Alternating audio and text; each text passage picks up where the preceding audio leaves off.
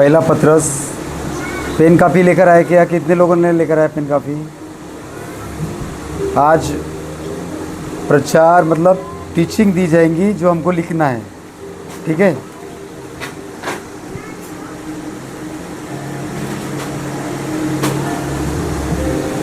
सबने लेकर आए पेन, बाइबल। तो हम महीने में एक हफ्ता हमारा आत्मिक प्रचार रहेगा और एक सप्ताह में हम टीचिंग सीखेंगे कि बाइबल में वचन क्या बोलता है, वो हमें क्या शिक्षा देता है, क्या सिखाता है। कई बार हम एक वचन सुनते हैं और उसके आत्मिक वचन को सुनते हैं, चले जाते हैं, पर ये काफ़ी नहीं होता। हमको बेस भी चाहिए वचनों के साथ।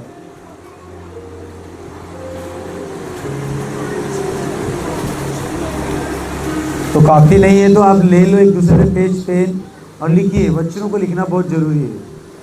आप लिखेंगे तो सीखेंगे, और सीखेंगे तो दूसरों को सिखाने वाले भी बनेंगे।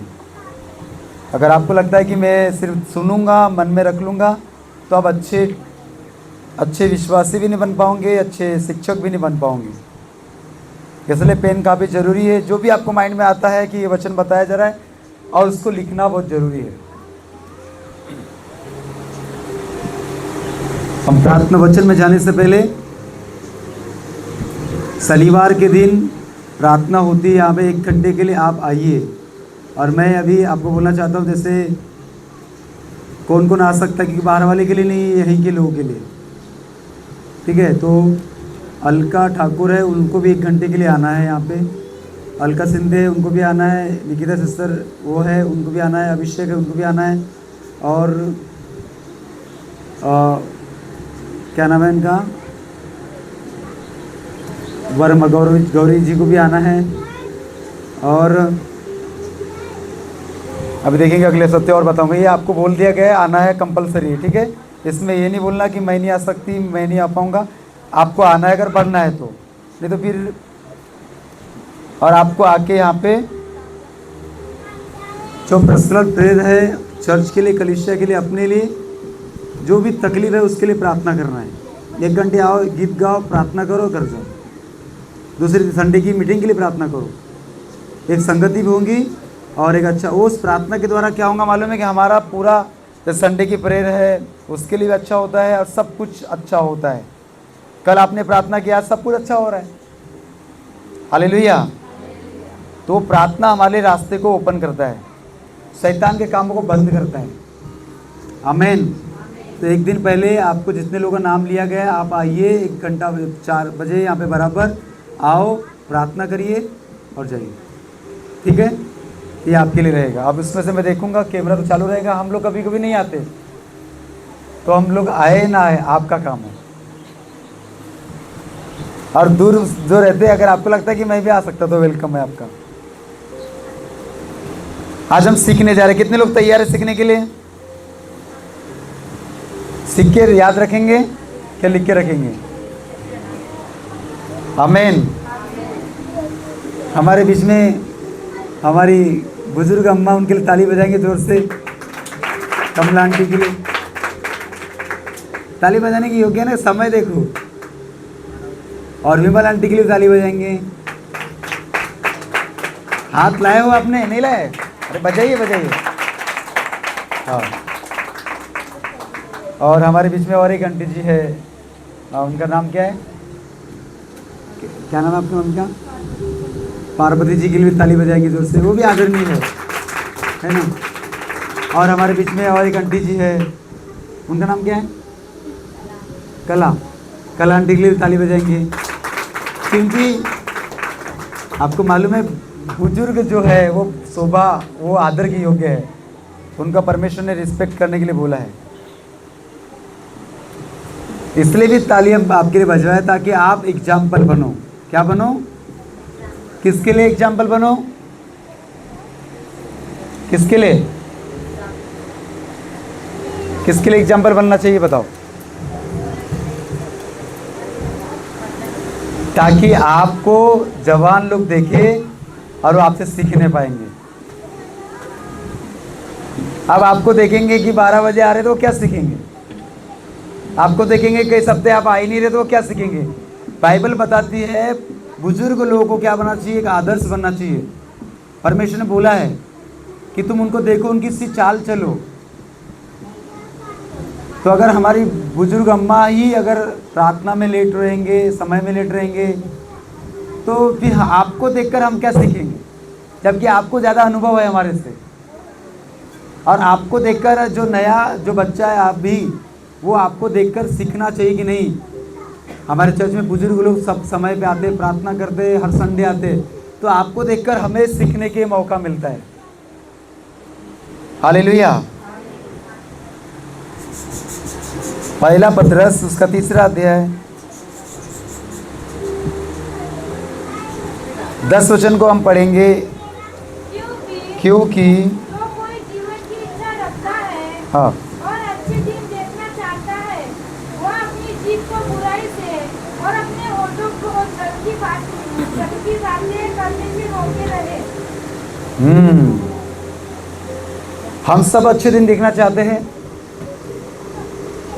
ना कि हमारा कल का भविष्य अच्छा हो, कल का दिन, ये साल, ये महीना, आने वाला नया वर्ष हमारे क्या हो, अच्छा हो। अच्छा, हमारे बीच में एक नया चेहरा दिख रहा है। सिस्टर क्या नाम है आपका? शिवानी। खड़े हो जाएंगे, इनके लिए भी हम ताली बजाएंगे। Praise the Lord. आपकी सिस्टर है, आप भी खड़े हो जाओ, क्योंकि बहुत अच्छी बात है कि आप इस घर में आप आए। और उसने अपने यीशु मसीह के पास में आता है और कहता है, प्रभु आप मैं इस योग्य नहीं कि तुम मेरे घर में आए, मेरे छत तले आए, परंतु अपने मुंह से बोल दे तो मेरा स्वामी क्या हो जाएगा। हालेलुया। तो यहाँ प्रार्थना हुई है, आपको विश्वास करना चाहिए कि परमेश्वर ने वहाँ काम कर दी है। हालेलुया। तो अब आपके जीवन में काम होगा। हम सब अच्छे दिन देखना चाहते हैं और लंबा जीवन जीना चाहते हैं। आज दुनिया में एक कहावत चलती आ रही है, अच्छा कर्म करो अच्छा फल मिलेगा। और एक और कहावत चलती आ रही है ना, इसका नहीं कि यहीं तक था, इसको परमेश्वर ने, इसको ऊपर वाले ने इतने साल के लिए बनाया था, है ना। अभी सब लोग शांति से सुनेंगे। कुछ लोग बोलते ना, मतलब जितना वर्ष था उतने वर्ष हम जिएंगे, उससे ऊपर बोलते ना भैया, पर जितना हमारे हक में लिखा है, जितना साल लिखा है उतना ही साल हम क्या करेंगे, बस उसके ऊपर नहीं। तो फिर अच्छे कर्म क्यों कर रहे फिर भाई लोग, जब मालूम ही है कि जितना साल हमको बनाया उतने साल हमको जीना है, फिर अच्छे कर्म करने से क्या फ़ायदा। फिर पाप करो, जो मन को आए वो खाओ पियो, ऐश करना चाहिए, मौज मस्ती करना चाहिए, क्योंकि हमको तो पता है, अरे जब लिख ही दिया है हमारे लिए 80 साल जीना है, तो फिर अच्छे कर्म करके क्या मतलब। करो जो करना है, 80 साल में आप मरोगे। ये संसार की मेंटालिटी मैं आपको बता रहा हूँ। आज संसार में चल रहा है ना, जितना साल हमारे लिए लिख दिया है उतने साल हम जिएंगे, उससे ऊपर नहीं जिएंगे। तो फिर अच्छे कर्म करके क्या फ़ायदा। फिर तो पाप करो, चोरी करो, कुछ भी करो। आप कुछ भी करोगे जल्दी मरने क्यों नहीं मरने वाले, क्योंकि आपके लिए तो 80 साल लिख दिया है। आपको तो पता है कि मैं तो 80 साल ही जीऊँगा, पर ये कहानी है, ये सच नहीं है। हालेलुया। बोलो यीशु मसीह के नाम की। ये केवल बोलने की बातें हैं। बोलते हैं कि जितना वर्ष आपके लिए लिखा गया है उतना ही आप वर्ष जिएंगे, उससे ऊपर नहीं जी सकते। तो फिर भाई लोग दुनिया के लोगों को बोलना चाहते हैं, फिर वो अच्छे कर्म क्यों करते। फिर वो कहते हैं ना, अच्छे कर्म करोगे तो अच्छा फल मिलेगा, अच्छा जिएंगे। नहीं, बाइबल बताती है यदि तू परमेश्वर की आज्ञा पर चलेगा, परमेश्वर का भय मानेगा, अपनी माता पिता का आदर करेगा, तो तू लंबा जिएगा। आमीन। आज टीचिंग है आपके लिए, हमें सीखना है। यहाँ पे लिखा है, क्योंकि जो कोई जीवन की इच्छा रखता है और अच्छे दिन देखना चाहता है, वह अपनी जीभ को बुराई से और अपने ओठों को छल की बातों को करने से रोके रहे। लंबा जीवन जीना है, अच्छा दिन देखना है, तो क्या करना है, क्या करना है। जीभ से बुराई, जीभ से गाली, जीभ से झूठ नहीं निकलना है। हालेलुया। और छल की बातों को करने से भी हमें रोके रहना, तब जाकर हम लंबा जिएंगे। अगर ये सब नहीं कर रहे तो क्या होगा? आपका 80, 70, 90 कुछ नहीं चलने वाला है। फिर जो हम लोग बोलते हैं ना कि जितना हमारे लिए लिखा होगा उतना ही हम जिएंगे, जितना हमारे लिए लिखा है उतने साल जिएंगे, ये सब कहावतें रह जाएगी। बोलो हालेलुया, बोलो यीशु मसीह के नाम की।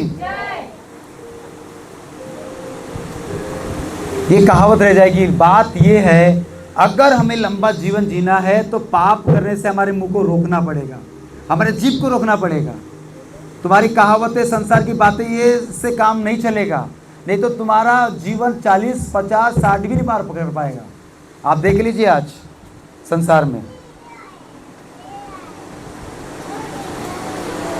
जितने लोग अपने मुंह पर लगाम नहीं है, उनको अपने जबान पे लगाम नहीं, कंट्रोल नहीं, उनका जीवन चेक कीजिए कहाँ तक जी रहे होंगे।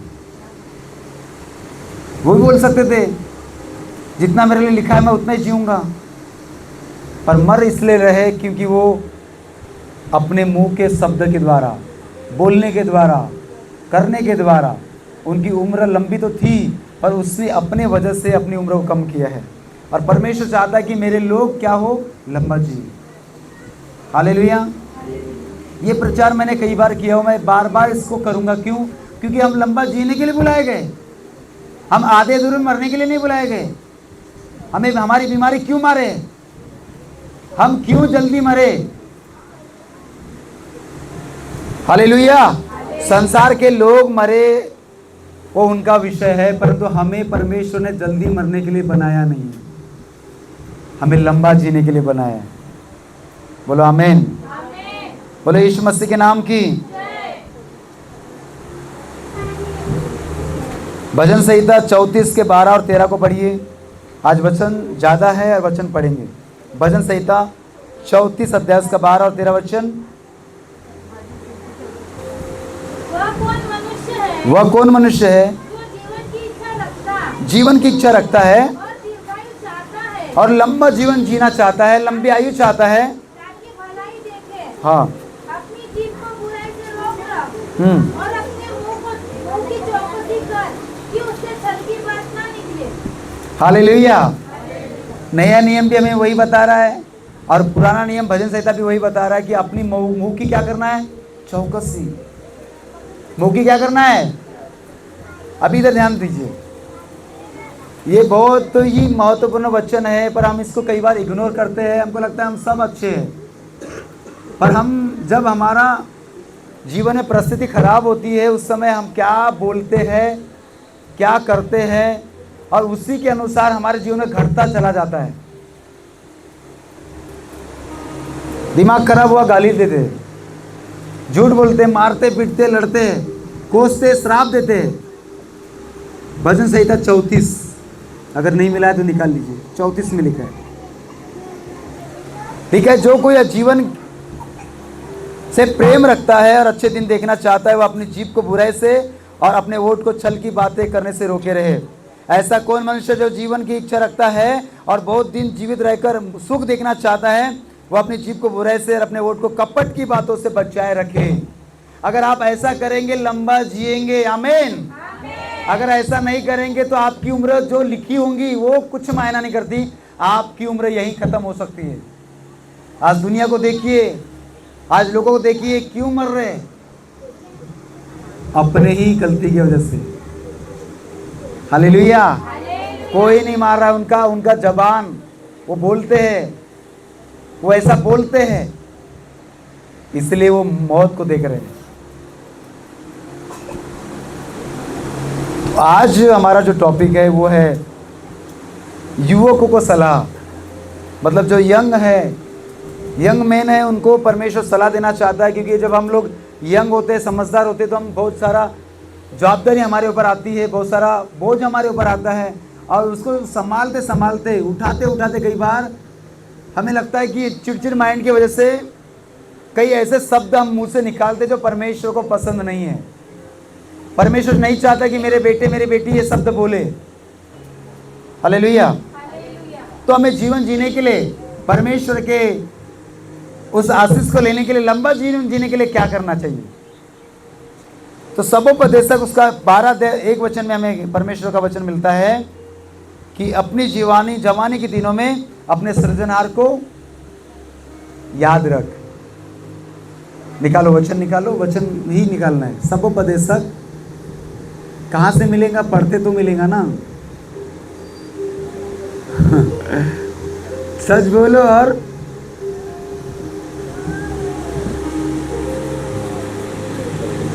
मिला वचन सबोपदेशक, उसका पढ़िए 12 अध्याय उसका पहला वचन। अपनी जवानी के दिनों में हाँ। अपने सृजनहार को स्मरण रख, इससे पहले की विपत्ति के दिन और वे वर्ष आए जिनमें तू कहे कि मेरा मन इनमें नहीं लगता। जब हम जवान हैं तभी हमको परमेश्वर के वचन को अपने हृदय में रखना है। दाऊद कहता है, परमेश्वर मैं तेरे वचन को अपने हृदय में लिख के रखा है ताकि जब भी मुझे पाप करने का, अविश्वास करने का, तुझे छोड़ने का मन करे तो तेरा वचन मुझे संभाल सके। कई बार हमारे जीवन में जब विपत्ति आती, तकलीफ आती, तो हमें लगता है कि क्या परमेश्वर की आराधना करे, क्या यीशु करे। आता है ना, जब हमारा मन कहे, उस समय हमें अपने मन की इच्छा के अनुसार नहीं, पर नीति वचन में 3 अध्याय उसका 5 और 6 वचन में क्या लिखा है? तू अपनी समझ का सहारा न लेना, वरन संपूर्ण मन से यहोवा पर भरोसा रखना और उसी को स्मरण करके, याद करके सब काम करना, तब वो तेरे लिए क्या करेगा? सीधा मार्ग निकालेगा। हालेलुया। तो अपनी जवानी के दिनों में अपने परमेश्वर को याद करके जीवन जिए। परमेश्वर मुझे देख रहा है, सुन रहा है, वैसे ही में बोलना है। जो मन को आया, जिसने जो मन में आया वो मुंह से हमें नहीं निकालना है। हालेलुया। परमेश्वर की आज्ञा क्या है? अगर लंबा जीवन देखना चाहता है, अच्छी आयु जीना चाहता है, सब कुछ अच्छा देखना चाहता है, तो क्या करना है? अपने माता पिता की भी आज्ञा को मान, उनके अधीन में रहे। अपने आंतरिक माता पिता के भी आज्ञा मान, उनके भी अधीन में रहे। अपनी कलीसिया के, चर्च के अधीन में वफादार रहे। हालेलुया। अगर हम ये नहीं कर रहे, केवल प्रभु प्रभु कर रहे, तो आपका प्रभु कोई काम का नहीं। कुछ होते ना विश्वासी, सब माँ बाप को छोड़ दिए, बाप को छोड़ दिए, माँ को छोड़ दिए, रिश्तेदार को छोड़ दिए, सबको छोड़ देते। अब केवल प्रभु प्रभु प्रभु प्रभु, कोई फायदा नहीं। तुम लंबा जी ही नहीं पाओगे। आपकी आशीष पूरी ब्रेक हो गई है। आप हर चीज़ों में कठिनाई को देखोगे, मेहनत को देखोगे, फल नजर नहीं आएगा, बरकत नजर नहीं आएगी, आशीष नजर नहीं आएगी। पर जिसने अपने माँ बाप को केयर किया है, माँ बाप की देखभाल किया है, उनको देखोगे वो फ्रूटफुल रहेंगे। हालेलुया। ऐसे कई लोग हैं प्रभु के जन को मैंने देखा है, जिन्होंने अपने माँ बाप को छोड़ दिया, अब वो प्रभु के पास बने हुए हैं। हालेलुया। सुन रहे सब लोग? जोर से हालेलुया बोलो। हाँ, अपने माँ बाप को विश्वासी ने छोड़ दिया है और वो प्रभु के पीछे चल रहे हैं, तो क्या वो आशीष को देख पाएंगे? क्या वो लंबा जी पाएंगे? क्योंकि माँ बाप कहाँ है? रोड पे। माँ बाप कहाँ है? बेघर। माँ बाप कहाँ है? फुटपाथ पे, विधवा अनाथ आश्रम में। तो क्या ऐसे बच्चे आशीष को देख पाएंगे? क्या लंबा जी पाएंगे? क्या तुम कितना प्रभु प्रभु कर लो, कोई फायदा नहीं। बाइबल के वचनों के अनुसार अगर आप प्रभु प्रभु बोलोगे तो अब लंबा जीवन जी नहीं पाओगे, क्योंकि आपने क्या क्या परमेश्वर के वचन का पालन किया है कि मैं अपने माँ बाप की भी आदर करूंगा, प्रभु तेरा भी और प्रभु के दास दासी का भी। वो बात अलग है कि जब आपके माँ बाप विश्वास में नहीं है, वो अलग बात है। पर फिर भी आपसे जो हो सके आप उनके लिए करिए। विश्वास ही नहीं तो क्या हो गया? वो हमारे प्रभु को नहीं मानते तो क्या हो गया? पर हमसे जो हो सकता है हम उनके लिए कर सकते हैं ना, बेटे होने के नाते, बेटी होने के नाते। ये आशीष है परमेश्वर की। अब एक और चीज़ बताना चाहता हूँ, बहुत सारे हमारे बीच में बहू है, बहू बोले से जिनका विवाह हो गया, वो अपने माँ बाप को तो अपने माँ बाप समझते, पर अपने सस ससुर को माँ बाप नहीं समझते, उनसे लड़ने वाली वो समझते। तो आपको आज से अपने माँ बाप को भी माँ बाप समझना, आदर करना है, अपने चर्च के आत्मिक पिता माता को भी आदर करना है, परमेश्वर का भी। अब चौथा आता है अपने सास और अपने ससुर का भी क्या करना है। हाँ, अगर आप उनको भी बेइज्जती करते हो, उनका भी रिस्पेक्ट नहीं करते, कई बहू ने ऐसा किया है, बोलते मेरे माँ बाप है, आपके माँ बाप वो नहीं है। कई बार ऐसे होते हैं, ये प्रैक्टिकल है। जब उनके मम्मी पापा घर में आने से बड़ी खुशी और सास ससुर आने से, ये वचन हमें समझना बहुत जरूरी है। परमेश्वर चाहता है तेरे माँ बाप रहे चाहे तेरे हस्बैंड के माँ बाप रहे, सबसे क्या करना है, प्रेम करना है। ये परमेश्वर सिखाता है। क्यों करना है, लंबा जीने के लिए। मनुष्य का भी अनुग्रह चाहिए और परमेश्वर का भी अनुग्रह चाहिए। नहीं, परमेश्वर केवल तू चाहिए तो तू देख फिर क्या होता है तेरे साथ। पर परमेश्वर हमें दोनों तरफ से लेके चलता है। अगर विश्वास नहीं करते हमारे माँ बाप तो भी हमें उनका रिस्पेक्ट करना है, उनका आदर करना है, उनकी पूजा नहीं करना है परंतु आदर। हालेलुया। कितने लोग समझ रहे हैं? ये वचन तो मैंने कई बार बताया, पर हम लोग क्यों हम पवित्र आत्मा में बता रहा है। प्रभु बोलने से काम नहीं चलेगा, यीशु को पुकारने से काम नहीं चलेगा। यीशु के साथ साथ हमारे माँ बाप जो जीवित है, जो जिंदा है, जिनको खाना चाहिए, जिनको कपड़े चाहिए, जिनको पैसे चाहिए, हमसे जो हो सके हमें उनको करना चाहिए। ये परमेश्वर सिखाता है। अगर आप नहीं करते हो तो आप करिए, अगर नहीं करेंगे तो क्या होगा, बीमारी एंटर करेगी। क्या एंटर करेगी, बीमारी। क्योंकि हमने अपने जो प्रभु ने बोला उसको पूरा नहीं किया, तो शैतान हमारी लाइफ में काम करता है, बीमार करेगा और आपकी आशीष को रोक के रखेगा। आप कुछ भी खरीद लो, ज़्यादा दिन नहीं चल पाएगा। कितना भी आप बढ़ लो, वो नहीं बढ़ पाओगे। इसलिए मैं तो धन्यवाद करता हूँ उन भाई और बहनों का जो अपने माँ बाप के साथ भी जुड़े हैं। अपने माँ बाप के साथ तो जुड़े, पर सास ससुर किधर गए? नहीं, वो हमारे बैरी है, वो हमारे दुश्मन है, वो हमसे अच्छे से बात नहीं करते हैं, वो अच्छे से हमसे बोलते नहीं है। ना भी बोले तो भी आपको परमेश्वर ढकेल रहा है उनके तरफ, जाओ उनसे बात करो अच्छे से। अपनी जवानी के दिनों में किसको याद करना है? बुढ़ापे में तो करेंगे क्योंकि हमारे आंखें ऊपर लगी रहेंगी, हम लेटेस्ट खाट के ऊपर रहेंगे, तो नजर किधर रहेंगी? अभी जवानी में किधर चल रहे हैं हम लोग? नीचे, मोबाइल में। हालेलुया। एक समय आएगा जब बुढ़ापा आएगा, जब मोबाइल, हमारी उंगली भी काम नहीं करेगी, हमारी आँख भी हमको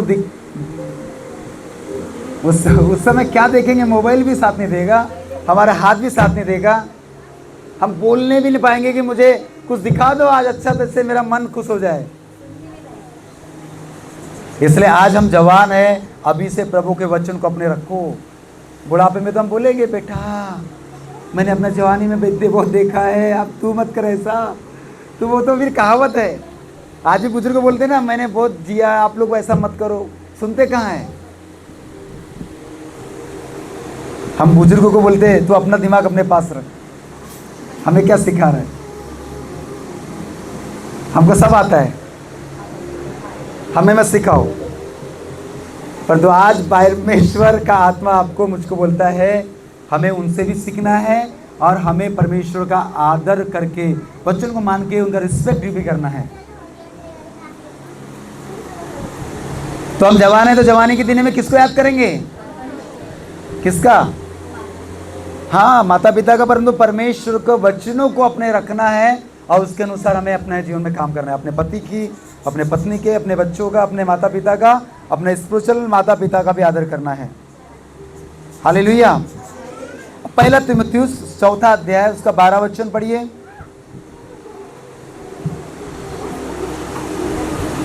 कितने लोग सीख रहे हैं? आज प्रचार नहीं हो रहा है, आत्मिक प्रचार नहीं हो रहा है, आज आपको सिखाया जा रहा है कि कैसे हमको जीवन जीना है। इसलिए मैं आपको धीरे धीरे बता रहा हूँ ताकि हम समझे और हमारे हृदय में वचन रहे। आते हैं, आमीन हालेलुया बोलते हैं, चाय पीते चले जाते हैं, फिर अगले सप्ताह दिन भर वही काम। क्या बताएगा ये, क्या बताएगी? हाँ पढ़ेंगे पहले। जवानी को तुच्छ न समझे, कोई तेरी जवानी को तुच्छ न समझे, पर वचन और चाल चलन पर वचन और चाल चलन और और प्रेम और विश्वास और पवित्रता में विश्वासियों के लिए आदर्श बन जा। विश्वासियों के लिए क्या बन जा? नए लोगों के लिए क्या बन जा? अपने परिवार के लिए क्या बन जा? अपने माँ बाप के लिए, अपने जो अविश्वासी उनके लिए क्या बन जा? परमेश्वर के दास ने एक बात बोला, वो मुझे बड़ी अच्छी लगी। क्या बोला मालूम है? बोला आपके घर में अगर कोई आए, आपके घर में नए व्यक्ति आए, तो आपको वचन बताने की जरूरत नहीं। आपका स्वभाव ऐसा बनना चाहिए कि उसी में से आपका सुसमाचार उसके हृदय में बो दिया जाना चाहिए। हालेलुया। मतलब कोई हमारे घर में आया, इतना आदर करो, हमारा अंदर से प्रभु का प्रेम झलके कि उसको वचन न भी बताए तो वो उसको लगे कि ये व्यक्ति कितना आत्मा से भरा हुआ है। बोलो हालेलुया। हालेलुया। हमारा स्वभाव ही सुसमाचार बनना चाहिए। बोलो आमीन। हमारा चाल चलन ही सुसमाचार बनना चाहिए। नहीं तो कोई आ रहे और हम लड़ रहे हैं। अभी कई लोगों की आदत होती है, पर में घर में पास्टर भी आएंगे, उनके जो बंधन रहते हैं उनके लड़ने का, चिड़चिड़ करने का, वही चल रहता है। अरे कौन आया है, वो क्यों हो रहा है सामने? वो छुपाना चाहते हैं कि मैं आज कंट्रोल कर लूंगा, मैं थोड़ा सा धीरे बात कर लूंगा, पर होता क्यों नहीं है? बंधन होता है। आप कितना भी छुपाओ, क्योंकि आपका चलते आ रहा है और आधा एक घंटे के लिए आपके अंदर से वो निकल ही जाएगा। इसलिए जब कोई व्यक्ति आपके घर में आने से भी क्या होता है, मैंने प्रैक्टिकल महसूस किया है, उनका गुस्सा, पति पत्नी गुस्सा दिख जाता है, माँ बेटे गुस्सा दिख जाता है। अब समझना चाहिए कि हमारे घर में कोई वचन बताने वाला, सिखाने वाला है, तो हमें क्या करना चाहिए? इस समय शांति से उनकी सुनना है, उनसे बात करना है। परंतु हम लोग क्या करते हैं, अपने उस पिछले बंधनों के, उस आदर, उस स्वभाव को हमारे सामने हम जाहिर कर देते। और एक शब्द प्रेम से बोलने वाला भी शब्द को हम गुस्से से बोलते हैं, जिससे वो भी गुस्सा, ये भी गुस्सा, और जो आया मेहमान वो देखते रह जाता है, क्या हो रहा है, मैं आया था क्या और हो क्या रहा है। हम आए थे इनको, हमको समझाने के लिए, तो और लड़ रहे हैं। ऐसा हुआ है। और उस समय हम बोलते शांत रहो, कोई बात नहीं, हो जाएगा। वो कहाँ शांत रहते, उनको और आग लगती है। उनको लगता है कि मेरी बेइज्जती कर दिया, उसको लगता है मेरी बेइज्जती कर दिया, इसलिए फिर वो सब भूल के फिर लड़ने लग जाते हैं, चाहे कोई भी हमारे घर पे हो। ये सुसमाचार आपका खराब जा रहा है। हालेलुया। इससे सुसमाचार क्या हो रहा है? मैंने आपको क्या बोला? आपको वचन बताने की जरूरत नहीं नए व्यक्ति को, आपका स्वभाव ही सुसमाचार होना चाहिए। आपके घर में नया व्यक्ति आया, आप वचन बताओ मत, यीशु के बारे में मत बताओ। आपके प्रेम से, आपके बोलने से ही उस सुगंध फैल जाएगी और वो समझ जाएगा कि ये व्यक्ति है कौन। ऐसा आपका स्वभाव होना चाहिए। बोलो हालेलुया। कोई तेरी जवानी को, तेरे कोई जवानी, चाहे वो स्त्री हो चाहे पुरुष हो, हमारे जवानीपन को तुच्छ नहीं समझना चाहिए। आज के विश्वासी डंडे निकालते हैं, कम हूं क्या मैं? आज के विश्वासी क्या निकालते हैं?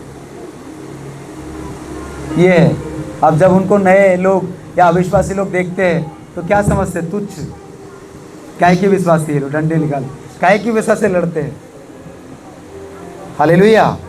परंतु परमेश्वर ने बोला है तुच्छ न समझने वाले, पर वचन, चाल चलन, प्रेम, विश्वास और पवित्रता में विश्वासियों का के लिए आदर्श बन जा। नए लोगों के लिए आदर्श बन जा, दूसरों के लिए क्या बन जा? आदर्श बनना चाहिए। पर हम लोग ठोकर का कारण बन रहे हैं।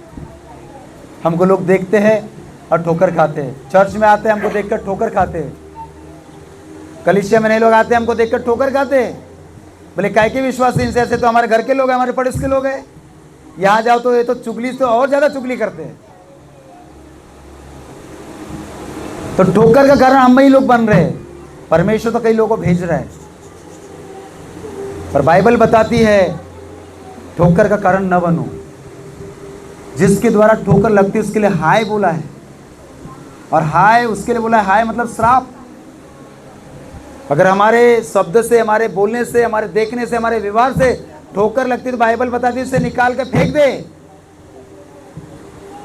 अगर तू एक बिना हाथ के भी स्वर्ग जाएगा तो अच्छा है, इससे भला कि पूरा शरीर रहते तो नरक में जाके तड़पे, कोई भला नहीं। तो अपने आप को चेक करे, अगर मेरे शब्द से किसी को ठोकर लगती है, मेरे चाल चलन से ठोकर लगती है, मेरे बोलने से ठोकर लगती है, उसके ऊपर काम करे, ताकि मेरी जवानी को कोई तुच्छ, मेरे मेरे मेरे जीवन को कोई तुच्छ। Hallelujah, hallelujah. आज के जवान क्या करते हैं, विश्वास करने के बाद भी अविश्वासी के सामने तंबाकू खाते हैं।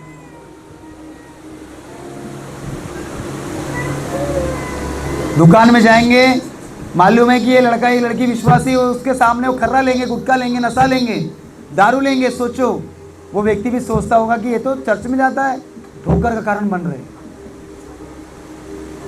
ये तो चर्च में जाता है, आज किधर जा रहा है, ये संडे के दिन तो मुझे उधर में आराधना करते झूमते दिख रहा था, और ये इधर में कौन से नशे में आने के लिए, तो क्या बन रहे, ठोकर का कारण।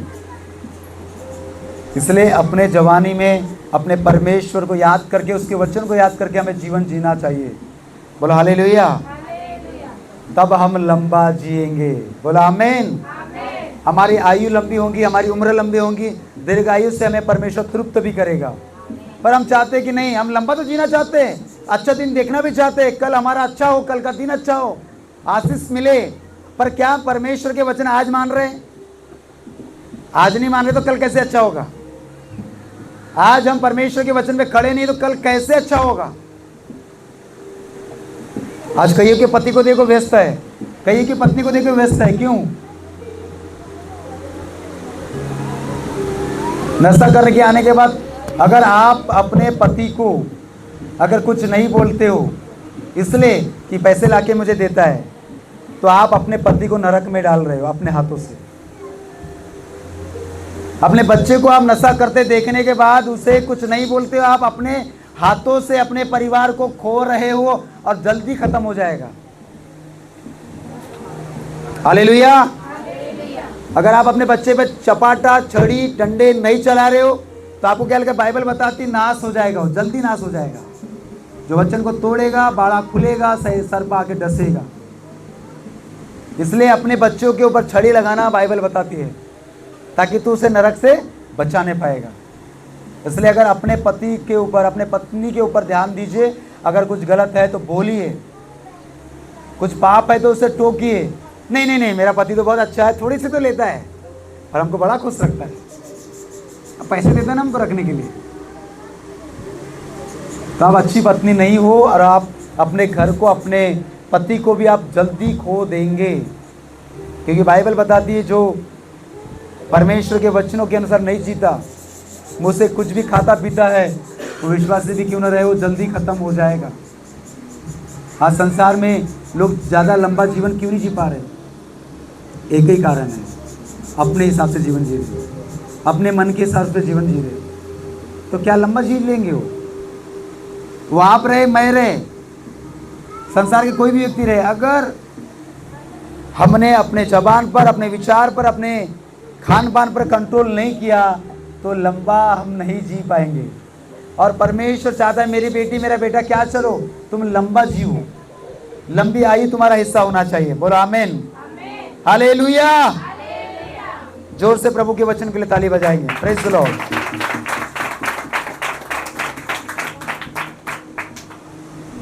आज आपको लग रहा होगा कि ये वचन टीचिंग है ताकि हमें एक माइंड में रहे कि हमें लंबा जीना है, और मुझे ही नहीं, मेरा परिवार को भी लंबा जीना है। तो मुझे ध्यान देना पड़ेगा कि वो खा क्या रहा है, पी क्या रहा है, चर्च में क्यों नहीं आ रहा है, क्या रीजन है, उससे बैठ के बात करे, उससे क्लियर करे। आपने बोला पास्टर जी मैंने तो कई बार बात करी, मैं थक गया हूँ, थक गई हूँ। आप थके नहीं है, आपको थकना भी नहीं है, आपको काम करना है। परमेश्वर ने इसलिए आपको रखा भी है। क्या हो सकता है आप करिए, उनको क्या लगता है उनसे बात करो, उनसे प्लानिंग करो, बोलो। बाइबल बताती है तुम्हारे प्रेम के द्वारा, तुम्हारे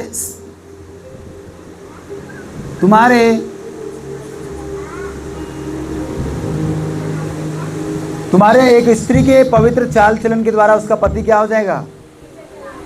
क्या हो जाएगा? अरे बोलिए। एक स्त्री विश्वासी है और अच्छी प्रार्थना, अच्छी बाइबल पढ़ती है, वचन में पढ़ती है, चर्च में आती है, बेड दशमांश भी देती है, तो बाइबल बताती है उसको वैसे ही करने दो। उसके पवित्र चाल चलन के द्वारा उसका अविश्वासी पति, दारू पीने वाला पति क्या हो जाएगा? विश्वास में आ जाएगा, खींचा चलाएगा। कब?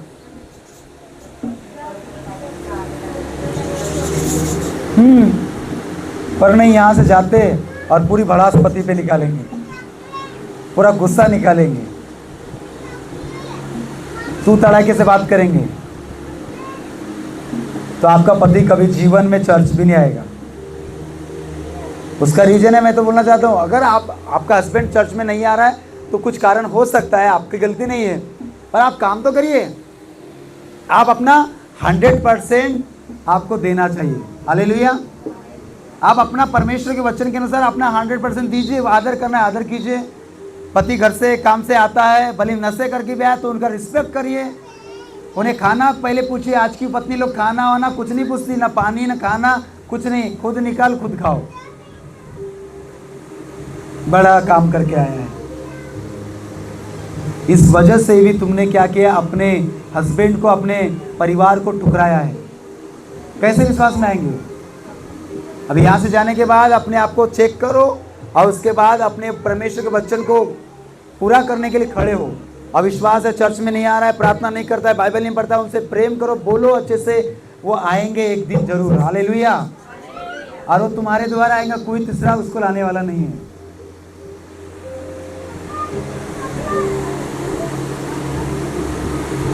जवानी के अभिलाषा से भागना है। जवानी है, हम जवान है, यूथ है, यंग है, तो अभिलाषा आएंगी। पाप पीछा करेगा, मोबाइल पीछा करेगा, गलत चीज पीछा करेगी, सब पीछा करेगा। क्या करना पड़ेगा उससे? दूसरा तीमुथियुस उसका 2:22 में क्या लिखा है? हम जवान हैं, पाप तो पीछा करेगा, नींद पीछा करेगी। हाँ, फिर से पढ़ेंगे। जवानी की अभिलाषा से भाग, और जो शुद्ध मन से प्रभु का नाम लेते हैं उनके साथ धर्म और विश्वास और प्रेम और मेल मिलाप का पीछा कर। मैं आज आपको एक चीज बताना चाहता हूँ, सुनेंगे आप? मानेंगे? मुझे मालूम है आज सबको आलस आ रहा होगा, पर ये अंदर जाने दीजिए इस वचन को, ये टीचिंग, इस शिक्षा को अंदर जाने दीजिए। मैं आज आपको एक चीज़ बताना चाहता हूँ, सबसे अधिक संगति विश्वासियों के साथ करो। रोज संगति प्रभु के लोगों के साथ में करो। इसलिए मुझे बड़े अंदर से वो खुशी है, और अंदर से मैं बड़ा खुश हुआ जब से चर्च में हम लोग सावनेर में आए और इधर में चालू हुआ, और मुझे लोगों को साथ में संगति करना बड़ा अच्छा लगता है। जब भी हम संगति करते थे प्रभु की बातें, तो ऐसा लगता ही नहीं कि हम संसार में हैं, ऐसा लगता है कि हम क्या हैं? प्रभु में हैं। इसलिए मैं अक्सर करके देखो, मैं अपने नागपुर में कम और मैं सावनेर में ज़्यादा रहता हूँ, क्योंकि मुझे यहाँ पे मुझे मालूम मेरी दोस्ती किसके साथ में है, मेरा रिलेशन किसके साथ में है? विश्वासियों के साथ में। कोई अविश्वासी तो मेरा दोस्त है नहीं। तो यहाँ आने से, मैं उनसे बातें करने से, उनके साथ समय बिताने से मुझे मेरे विश्वास में, गवाही में, वचनों में, प्रभु की उपस्थिति में रहने से बड़ा अच्छा लगता है। तो सबसे अधिक आप अगर प्रभु के लोगों के साथ, उसके दासों के साथ कनेक्ट रहेंगे, टच में रहेंगे, तो आपको कोई भी डगमगा नहीं पाएगा। रोज हमें एनर्जी चाहिए, रोज हमें विश्वास।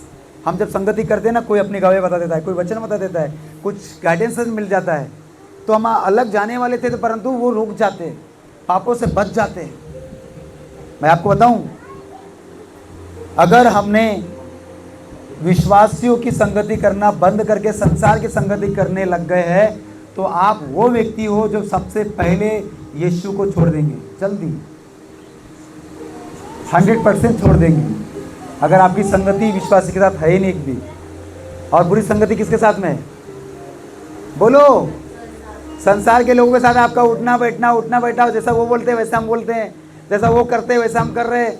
एक दिन आपको वही लोग बोलेंगे, वही लोग आपको बिगाड़ देंगे।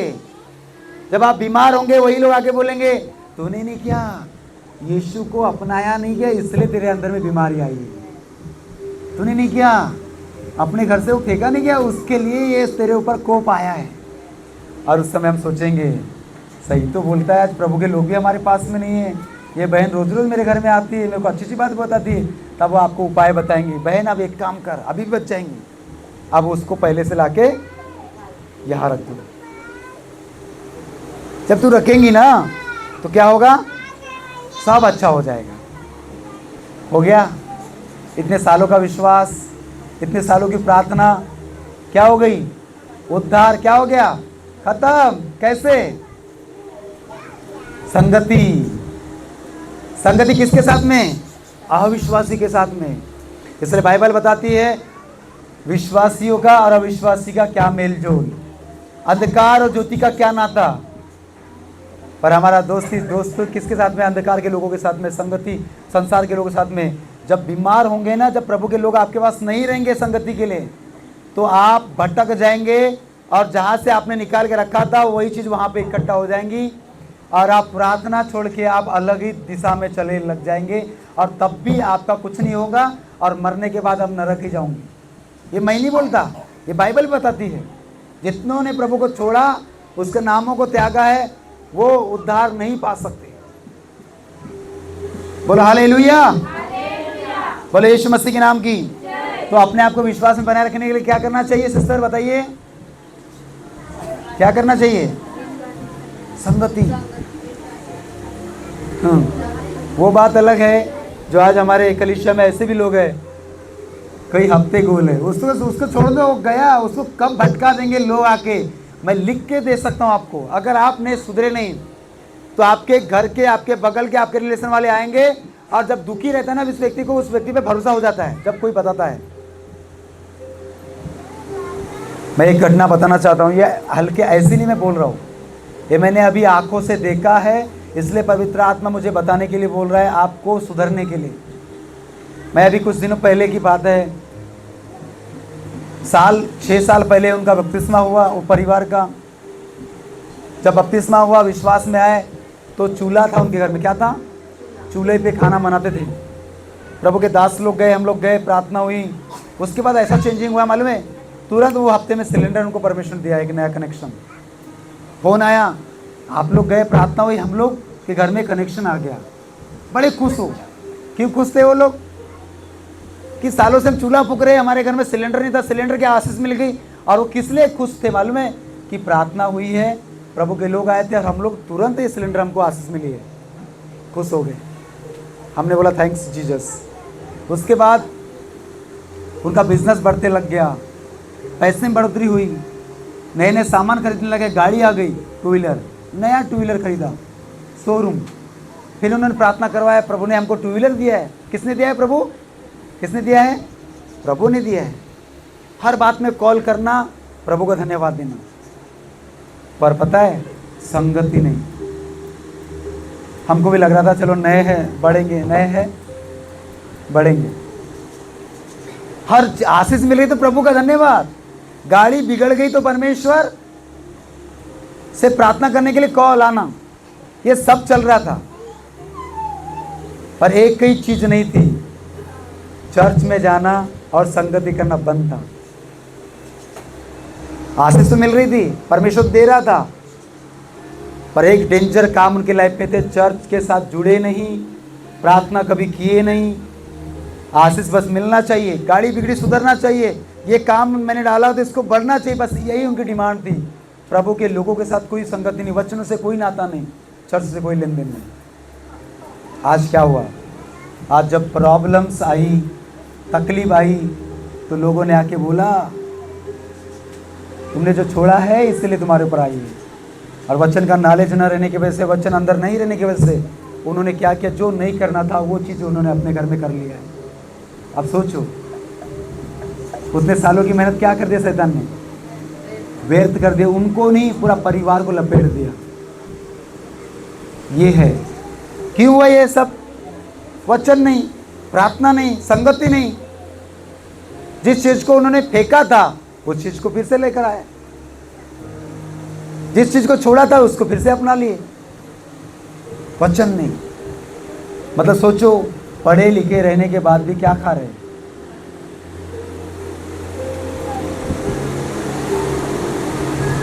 नीति वचन 4 अध्याय 7 में लिखा है, बुद्धि श्रेष्ठ है, इसलिए बुद्धि प्राप्त कर, और जो कुछ तू प्राप्त करे उसे समझ भी प्राप्त कर। पढ़ी जल्दी से, नीति वचन 4:7 को। श्रेष्ठ है, उसे उसकी प्राप्ति के लिए यत्न कर, जो कुछ तू प्राप्त करे उसे प्राप्त तो कर, परंतु समझ के प्राप्ति का यत्न घटने न पाए। इसलिए हमें बुद्धि चाहिए। क्या चाहिए अम्मा? क्या चाहिए? क्यों? प्रभु में बने रहने के लिए। नहीं तो कोई आएगा और बोलेगा क्या मिला तुझे, जाके क्या दिया तुझे, ये बीमारी, ये गरीबी, ये तकलीफ, और हमारा दिमाग घूम जाएंगे और हम उसको वैसा कर लेंगे। इसलिए हमें प्रभु में बढ़ने के लिए बुद्धि चाहिए। इसलिए संगति करिए। संगति जब करोगे तो आप बुद्धिमान बनते जाओगे। बोलो आमीन, हालेलुया। अपनी समझ का सहारा नहीं लेना है, संपूर्ण मन से परमेश्वर पे भरोसा रखना है, उसी को याद करके सब काम करना है, तब हमारे सीधा मार्ग।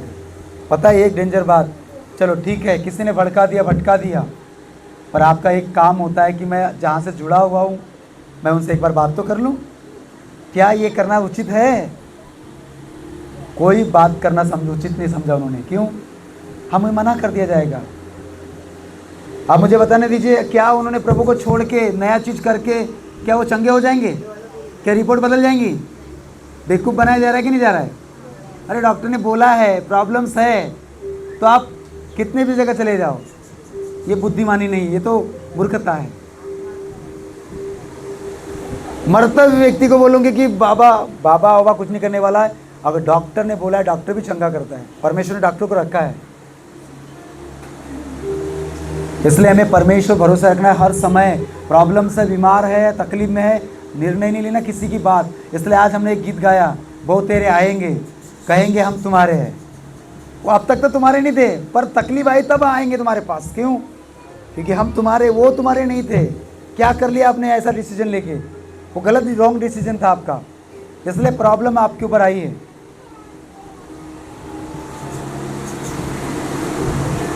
नीति वचन 4:23 में लिखा है, सब प्रकार से अपने मन की रक्षा कर, क्योंकि जीवन का मूल स्रोत वही है। अपने मन की रक्षा करना है, मन को भटकने नहीं देना है। कोई कितना भी भटकाए, कोई कितना भी बोले, मजबूत बनाओ। इसलिए बोलता हूं कि हमारा बेस कहाँ बनना चाहिए? कहाँ बनना चाहिए? हमारा न्यू वचन के ऊपर। कितना भी आंधी है, तूफान है, कोई भी आके हमें बोले छोड़ दो, ऐसा कर दो, ऐसा कर दो, हम लोग भटकने नहीं पाएंगे। कब? जब वचन हमारे हृदय में, जब प्रभु की संगति में रहेंगे तो कोई भटका नहीं पाएंगे। नहीं तो ऐसे आएंगे और ऐसे लेके चले जाएंगे, और तब बोलते हमने घर वापसी कर लिए, फिर वो तुम्हारे साथ में सब करवाएंगे। क्या करना है? सब प्रकार से अपने मन की, जीवन का मूल स्रोत क्या है? मन ही है। मन भटक गया तो सब भटक गया, मन स्थिर हो गया तो सब। इसलिए मन में गांठ बांध लो, मैं जो चल रहा हूँ इसमें बढ़ते जाऊंगा। बोलो मेरे पीछे, मैं जो चल रहा हूँ इससे मैं बढ़ते जाऊंगा, किसी के भटकाने से मैं भटकूंगा नहीं। मैं संगति करूंगा हर सप्ताह, हर दिन मैं प्रभु के लोगों के साथ जुड़ा रहूंगा। मैं वचन भी बताऊंगा और वचन सीखूंगा, यीशु के नाम में, आमीन, हालेलुया। मन सब प्रकार से, बाइबल बताती, यिर्मयाह की पुस्तक में, मन को असाध्य रोग लगा है, इसका भेद कोई नहीं समझ सकता।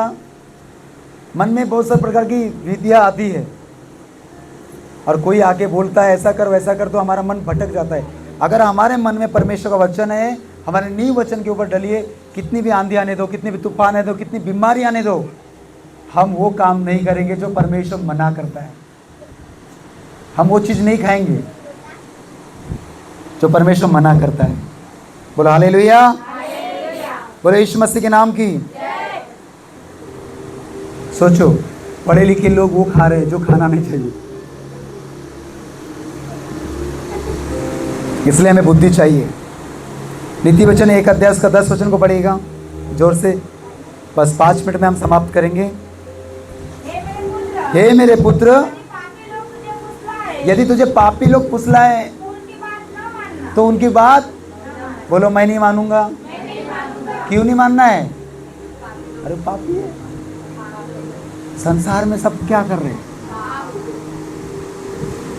हमको दिखेंगे वो लोग धार्मिक दिखेंगे, अच्छे कपड़े अच्छे इसमें दिखेंगे, परंतु अंदर क्या है? और इसलिए उनकी बात नहीं मानना है। मैं आपको एक बात बताऊं, घटना हकीकत, नागपुर की बात है। आप जिस कलीसिया में जाते थे पहले, उस कलीसिया में क्या हुआ, एक अंकल की डेथ हो गई। वो ठेला लगाते थे हाईवे पे, और सब्जी भाजी का उनका ठेला था, परंतु रोड क्रॉस करने के चक्कर में सिग्नल कोई भाई ने तोड़ा, और सिग्नल तोड़ने की वजह से पुलिस वाले से बचने के लिए वो कस के गाड़ी चला रहे थे, और गाड़ी उनकी स्पीड में आ रही थी, और ये क्रॉसिंग कर रहे थे। वो बीच में अंकल आ गए और जम के टक्कर लगी, और स्पॉट पे क्या हो गए? मर गए। अब कौन थे अंकल? विश्वासी थे, अच्छे विश्वास था। पति पत्नी दोनों हर इतवार को प्रभु के घर में आते थे, बैठते थे, आत्मा भरते थे, प्रार्थना करते थे, वचन सुनते थे और घर जाते थे। अचानक डेट हो गई। क्यों हो गई? अब क्यों हुई कैसे हमको नहीं पता, पर वो गाड़ी जो है स्पीड में ठुकी, इससे सर को लगा। पर लोगों आए, जब रिश्तेदार आए, बहू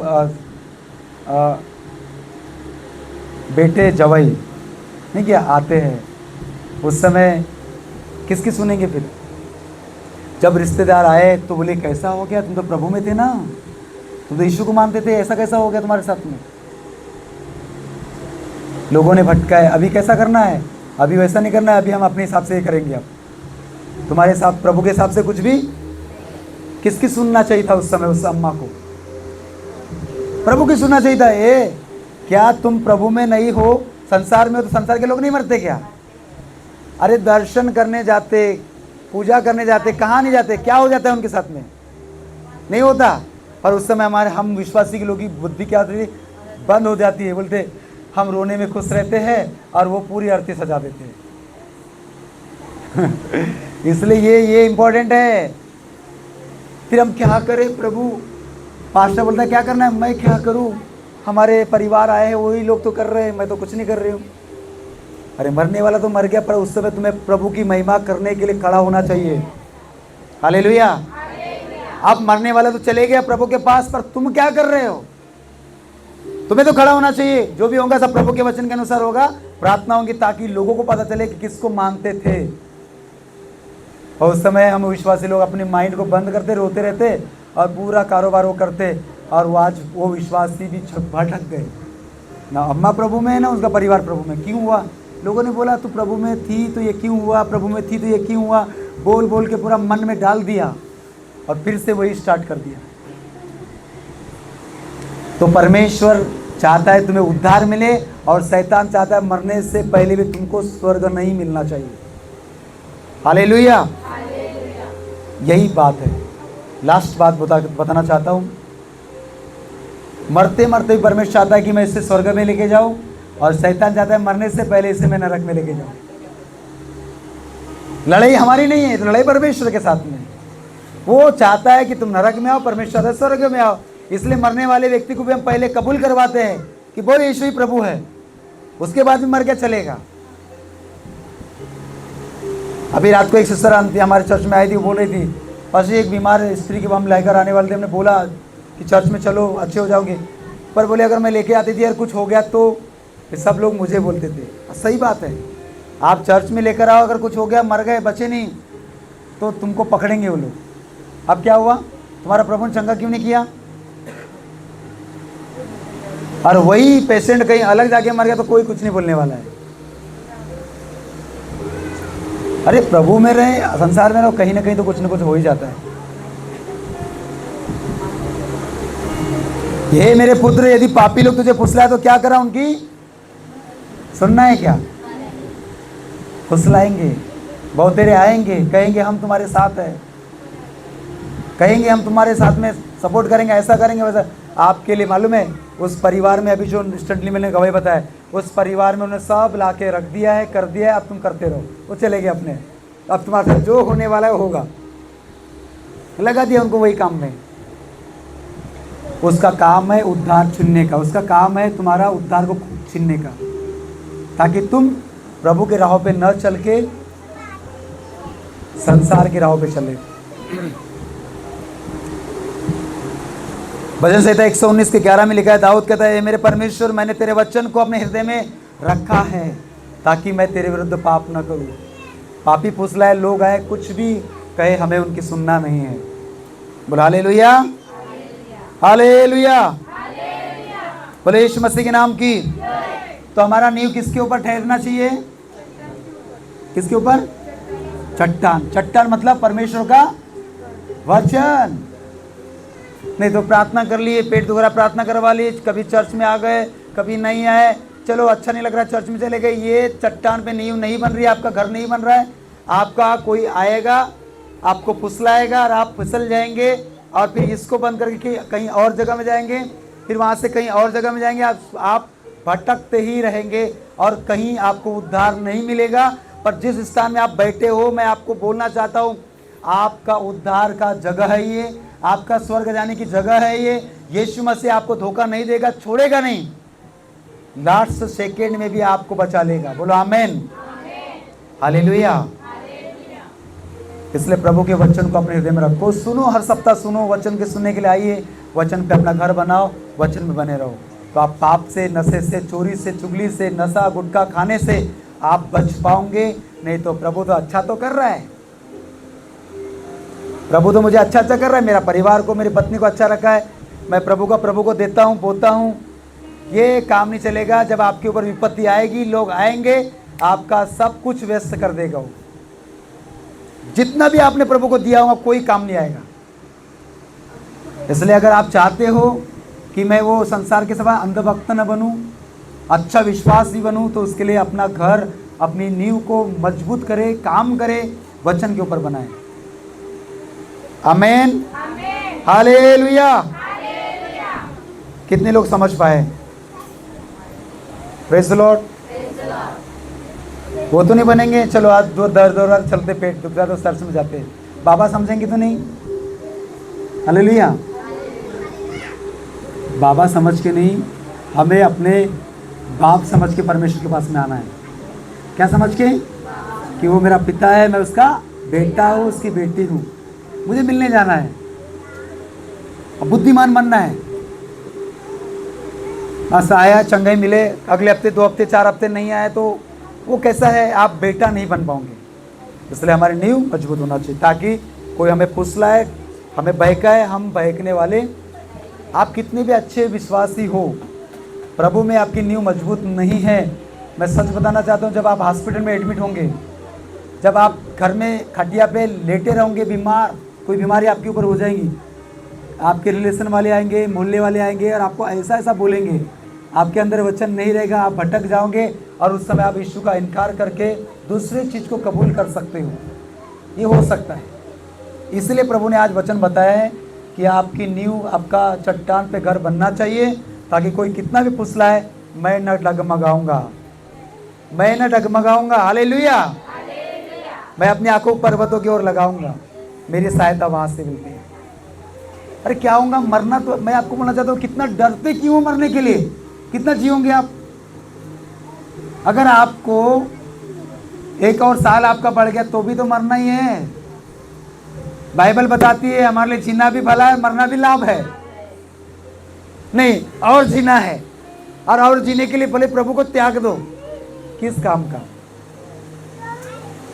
आप प्रभु को त्याग कर आप और 1 साल जी लोगे तो किस काम का उस? इसलिए बाइबल बताती है हमारे लिए जीना भी और मरना भी दोनों लाभ है। जी भी रहे तो लाभ है, मर गए तो भी हमारे लिए लाभ है। पर वो लाभ नहीं होगा जब हम प्रभु को छोड़ देंगे कुछ दिनों के लिए जीने के लिए। अब बताओ, 80 साल का व्यक्ति ने प्रभु को छोड़ दिया, किस लिए? कि मैं और थोड़ा जी लूँगा। अरे कितना साल जी लेगा अच्छा होके? 1 साल, 6 महीना, उसके बाद तो मरना ही है ना। पर मरने के बाद कहाँ जाओगे? खो दिया आपने। बस परमेश्वर चाहता है, मेरी बेटी, मेरा बेटा, आज खुदा का आत्मा तुम सबसे कहता है, जब ऐसी परिस्थिति हो, आप बीमार हो, मरने के ऊपर हो, लोग फुसलाए आपको, तब आप उनकी बात को सुनना नहीं है। आपके अंदर में क्या रहना चाहिए? मैं मरूंगा भी तो कहाँ जाऊंगा? मेरा मरना भी क्या है मेरे लिए लाभ होगा। एक सेकेंड के लिए प्रभु का इनकार नहीं करना, एक सेकेंड के लिए। कोई लाके आपके मुंह में नहीं क्या, कहीं तीर्थ का कहीं का पानी पवित्र जल भी लाके पिलाए, पीना नहीं। ऐसा होता है। अब मैं दर्शन करने गई थी, ये लो आप आ करो, अरे क्या हो जाएगा। अगर आपको दिखाई नहीं दे रहा है, आपको सुनाई दे रहा है, तो उसके सुनने की वजह से मुंह खोलना ही नहीं। हालेलुया।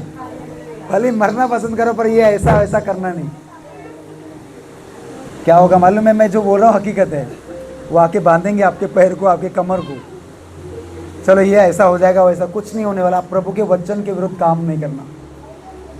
बोला हालेलुया। आइए अपने स्थान पे हम खड़े हो जाएंगे।